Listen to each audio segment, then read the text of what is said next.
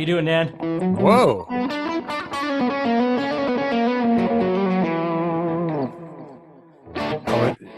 All of a sudden, my ear just went. Yep.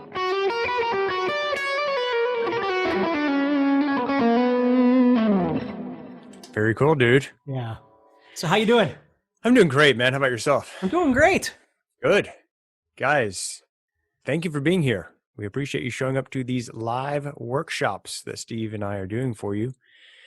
We are currently doing the Creative Soloing Workshop Series. It'll be available for you in a playlist in case you missed any of the previous sessions. You can go back and check that out on the YouTube channel. Just click on playlist and it'll be there for you. It's called Creative Soloing. All of these workshops that we're doing, guys, are from Steve's new course. It's called Creative Soloing by Steve Stine, and it's available at guitarzoom.com. So if you enjoy this, if you like to learn how to make how to make more creatives, how to make your guitar solos sound more creative, more musical, more inspiring, more dynamic, then keep watching. I hope you'll enjoy this. And if you want to learn it even faster, you can get Steve's new course, Creative Soloing by Steve Stine, at guitarzoom.com. If somebody could put guitarzoom.com in the comments, that would be super helpful to folks who are new and don't know us.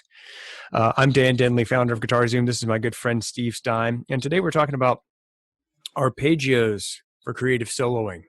Arpeggios, which are kind of intimidating sometimes to folks. Steve's going to break it down to you in a really simple way that's easy to understand. And hopefully you'll get a lot out of this session today. If you have any comments, please put them over there. And also tell us where you're from. That's always fun for Steve and I to see where you guys are from. And if you have any questions, pop them over there and we'll try to help you as best we can. So go ahead, my friend. Where do we take it from here? Okay. Well, basically, again, from the creative soloing aspect of arpeggios, some people don't know all their theories. So they don't always necessarily know the root, the third, the fifth, and all that sort of thing. So again, if we're visualizing the scale patterns on our fretboard, we can come up with some really great stuff. So what I'm going to do is just start off by showing you kind of a logical arpeggio that really does follow the rules, follow the guidelines of music theory, and then we're going to kind of go off from there, and I'm going to show you how to visualize it from a patternized perspective. So let's say, for instance, again, we're looking at E minor, okay? So what I'm going to do is I'm going to play an E minor arpeggio using the root, the third, and the fifth, if you know what that is. And if you don't, it's okay, all right? Because you can use the things I show you, and you're going to be able to visualize the patterns that I show you as well. So let's say we put our pinky on the 7th fret of the 5th string, and we go from there to the 5th fret of the next string, and the 4th fret of the next string. So right there, we're playing the root, the 3rd, and the 5th of an E minor chord. And again, if you don't know what that means, it's okay. Then what I'm going to do is I'm going to take that same idea and I'm going to slide into a new position, and I'm going to play those same notes again. I'm playing the 9th fret of the 3rd string, the 8th fret of the 2nd string, and the 7th fret of the 1st string. And it sounds quite nice. And then I'm going to end that by heading up to the 12th fret of the 1st string. So I'm playing the root, the 3rd, the 5th, the root, the 3rd, the 5th, and then the root all over again. Okay? And that in itself makes for a great little pattern that you could learn. For me, it's just not colorful enough. It's just playing the root, 3rd, and 5th. So what I want to do is I want to make it a little more colorful.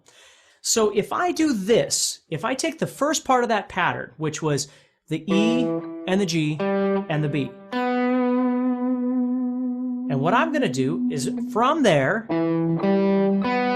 I'm going to think that 2-1-2 pattern idea that I talked about in the last workshop. I'm going to start implementing that 2-1-2 concept into this arpeggio. Mm-hmm. So I'm going from here to here to here. And for now, we've got a single note here and a single note here. And then when I get to the 4th fret here, I'm going to add on my pinky at the 7th fret. And we've got ourselves a nice, fresh new note. So I'm now playing 2 notes on that string. Then I'm going to head over here and I'm going to play the 5th fret of the 2nd string. Okay, now that note right there is E, so I'm playing the root, the 3rd, the 5th, and if you know anything about your theory, I'm actually adding in the 7th right there. And then I'm going to the root, 3rd, 5th again. So I've essentially taken the same idea, but I've added in one new color note, which is the 7th, but I'm adding it in again from this creative soloing aspect of playing 2-1-2 patterns. Now check this out. So I've got 7, 5, and then 4 and 7. There's a 2 pattern. 5, there's a 1 pattern. And then 3 and 7. And there's my 2 pattern.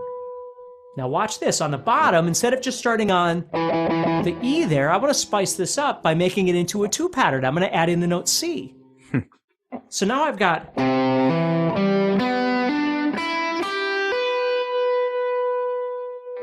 Now the C would actually be the 4th, which is a little bit awkward. And again, if you don't know your theory, don't worry about it.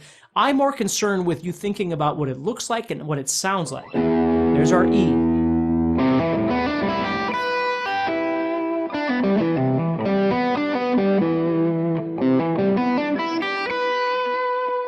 Now I might take and play that.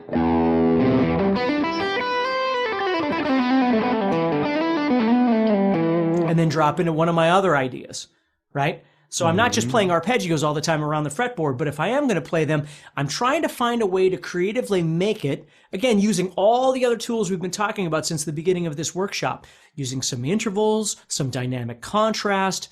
Now we're using these 2-1-2 patterns, right, to make the interval sound a little more interesting, but all the while trying to make the pattern itself comfortable, functional for your fingers. Okay, now when I do that, I'm starting on the note C, but please understand that that doesn't make that my root or anything. It's just a note that I'm playing from the scale itself.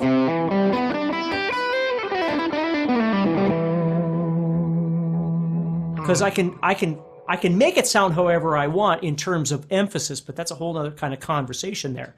But oftentimes when we're learning, we think that just because we're starting with a note, that means that's what key we're in or what chord we're trying to emphasize.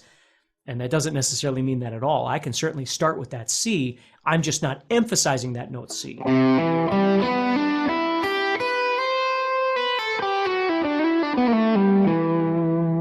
See, as I play it, if I come out of that and I emphasize an E, all of a sudden it begins to sound more like E minor. And remember, if I leave that C off, I am playing E minor.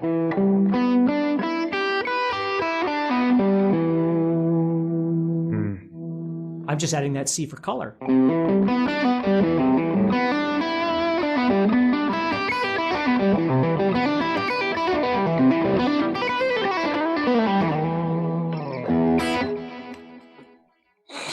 Awesome, dude.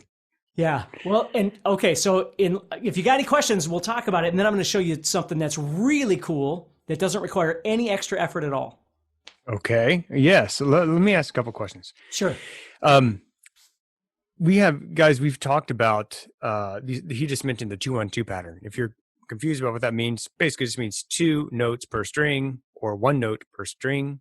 There's an entire workshop on that. You can go to the playlist and check that out on the Creative Soloing playlist. We talked about meandering, which is a whole nother concept. We talked about phrasing. We talked about creative skill patterns. We've talked about intervallic soloing and dynamic contrast. And now we're talking about these arpeggios. One question I see, Steve, is do you have to, hold on, let me get this right. The question is, do you have to play, I think essentially the question is, do you have to play all the notes up the arpeggio? Or can you just play say 3 strings or 2 strings? Do you have to play No. Of course you can play anything you like. The goal is the visualization. That's the goal. It's being able to visualize the pattern. You can play as little or as much of it as you choose, right? Because again, coming up very soon here, we've got a workshop on escape routes. What I'm always thinking about, let me say that slower so you know what I just said, escape routes or escape routes, wherever you're from in the world, right? Okay. I always think about getting into something and then getting out of something. That's the goal. if I'm just playing a pattern or a lick or whatever, I'm going to get stuck at some point. So I'm always thinking about an escape route or an escape route, how I can get out of that or how I can get into that. So if I was playing an E minor, right there I'm in. You're in your... I'm in the 2-1-2 I just showed you. Okay. Because now I could go, I could hit right into there.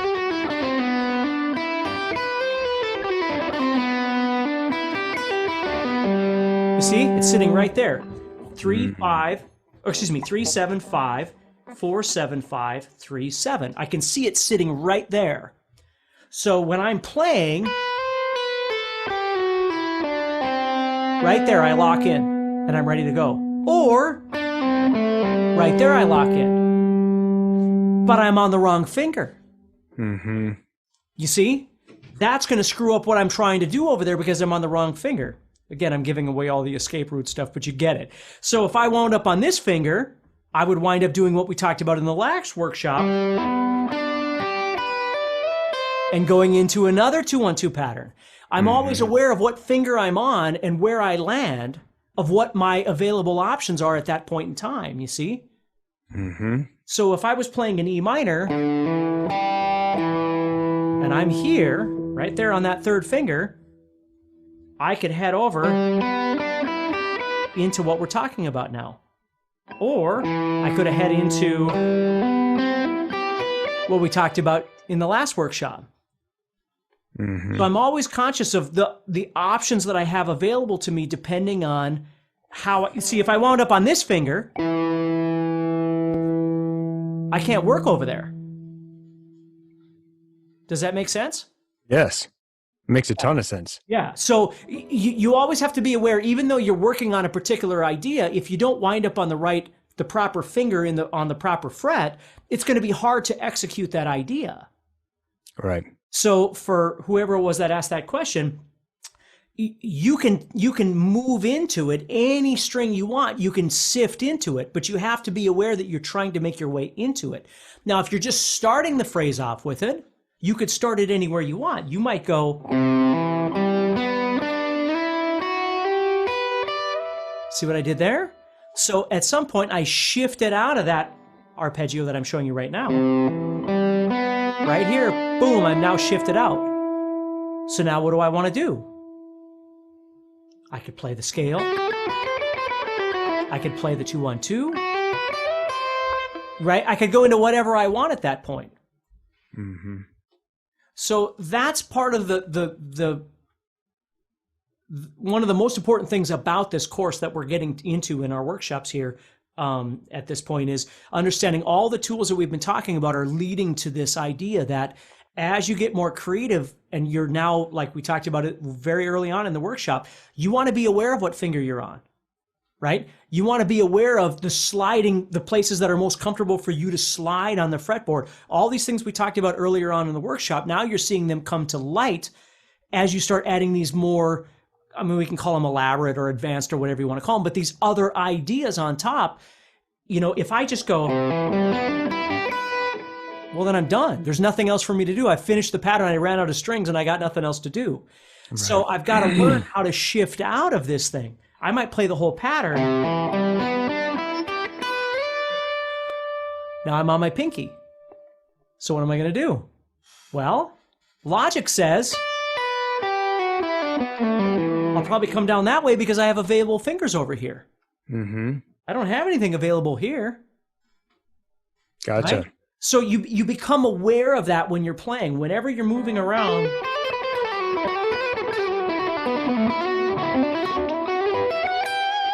I'm constantly shifting my positions depending on what my mind is telling me that I want to do.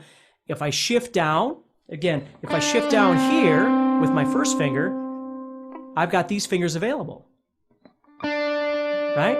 If I'm here and I shift down, I've got these fingers available. And I know it seems like a logical thing, like people might look at it and go, well, that's logical. It is, but you need to have something prepared when that happens. Or you want to start learning how to shift on the proper finger. So the next idea that you've got is now easily accessible when you're soloing. Because that's one of the reasons why I found people don't realize they run out of ideas. They're playing the right lick or they're playing whatever they want, but they're not setting themselves up for the next motion. From a hand position standpoint. Yes, absolutely. Because that's the whole point of what we're doing here. It isn't really about whether it's a C major 7 add 9 arpeggio, which it is, if you know what that is, or an E minor 7 arpeggio. It's not about that. It's about the proper fingering to create something that sounds unique to the ear, it feels good to the fingers, and ultimately sets you up for the availability of shifting into something else that's creative. Right. That makes a ton of sense. Man, one thing that occurred to me as you were playing is that, remember those old Hot Licks VHS videos you and I used to watch a million years ago? Oh, yeah. I remember getting those, waiting. You had to order them out of the back of Musician's Friend magazine or whatever, or catalog or whatever, mail it in and you send them your check or whatever and send them your beer money, that you saved up in your check, and they send you the old VHS and you're like ripping into it like a monkey on a cupcake, and you put it in the VHS and you press play and you're like, I can't wait to learn all of, Marty Friedman's tricks and hacks and whatever. And then about 10 minutes into it, you like want to smash your head into the TV because you realize that this guy is a great player. I'm not picking on Marty. I don't even remember if he's a good teacher or not, but you get to a point where you're like, wow, like this guy can play, but he hasn't really thought out how to explain this to another human being of what he's doing.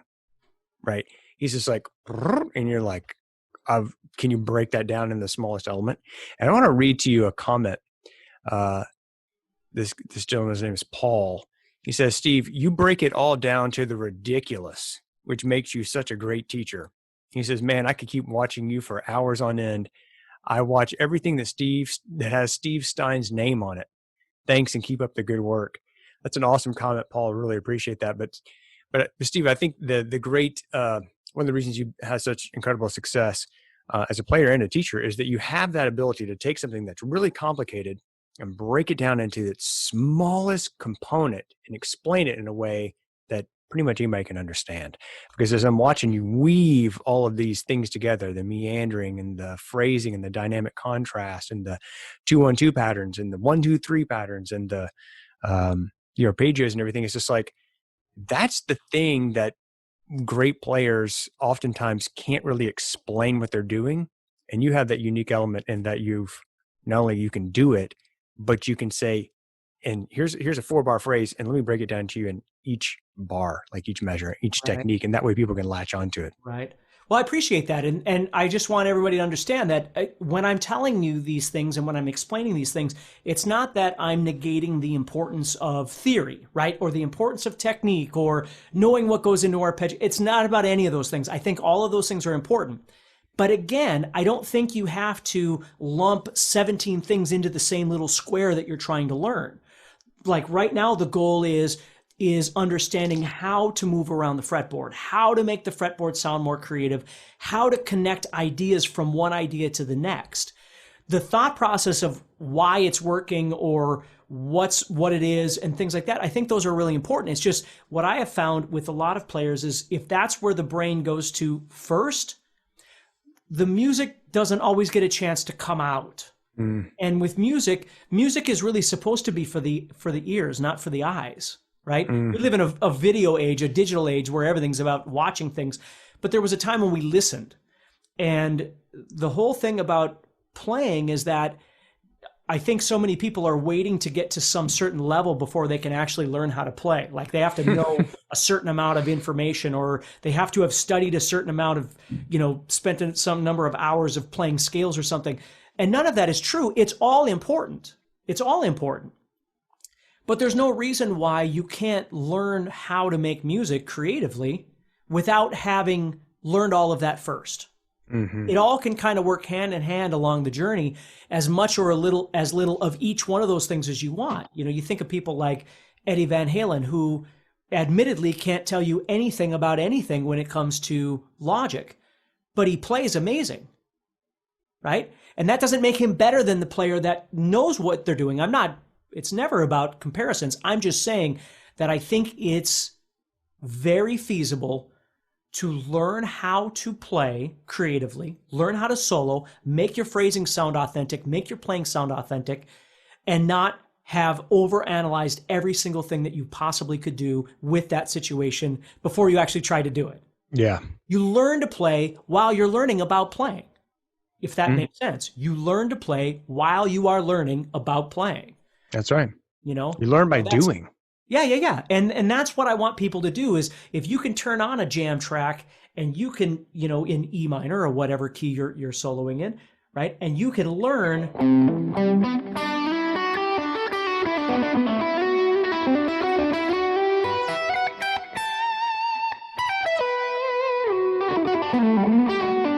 whatever it is you want out of this guitar, whatever sounds it is you want to try and squeeze out of this thing, you're getting closer to the accomplishment of being able to do that, right? By looking at your fretboard in a different way instead of and even that can be very musical in its own place, right? I mean, there's nothing like in the beginning, we talked about how to try and make our scales not sound like we're just playing a scale.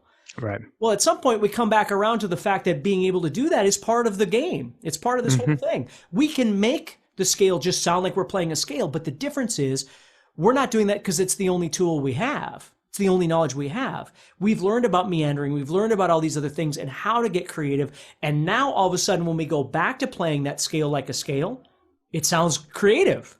Right. You see? So it kind of brings it full circle. I love it. Awesome, dude. What else you got for us, man?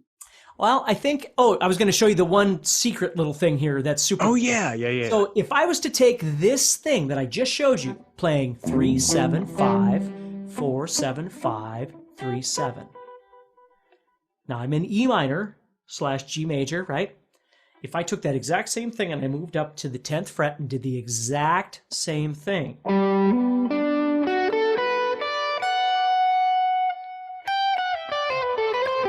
That will work in E minor / G major, okay? When I say E minor / G major, I mean the key of E minor or the key of G major, which are relative major and minor.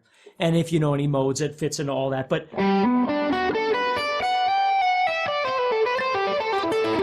so I would wrap both those ideas, the exact same shape, I would wrap that with other stuff around it, right? But I'm able to visualize those two shapes. So it's a really great way of, you know, think about G in your head.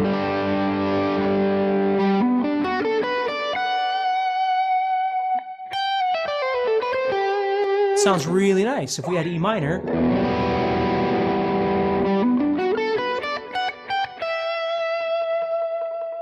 See, again, it sounds really nice. So it's not always about, like, I meet a lot of players that when they're on E minor, they play an E minor arpeggio, or when they're on G major, they play a G major arpeggio. There's nothing wrong with those. That's absolutely legitimate. The problem is if you're always just doing that, you're losing the color. Like, there isn't as much color going on. So, and that's a whole other conversation in itself. I'm just telling you that it's okay to get out of that box and make arpeggios that are more creative sounding.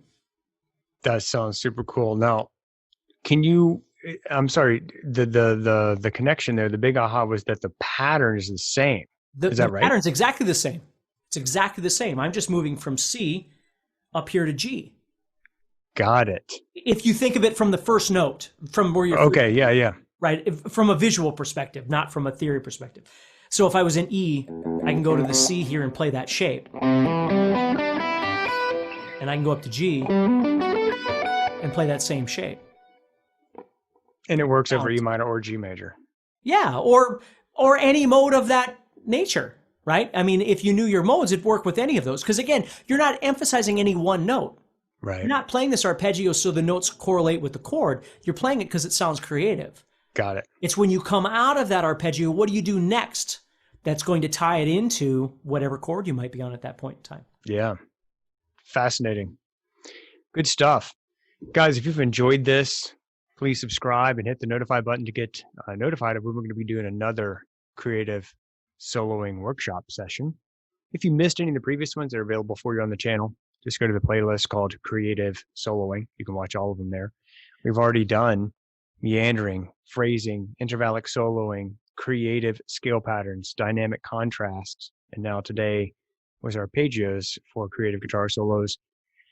If you've enjoyed this, I would encourage you to go to guitarzoom.com and check out Steve's new course. All of this stuff that we've talked about is all related to that course, broken down for you step by step. It's called Creative Soloing by Steve Stine, available for you at guitarzoom.com.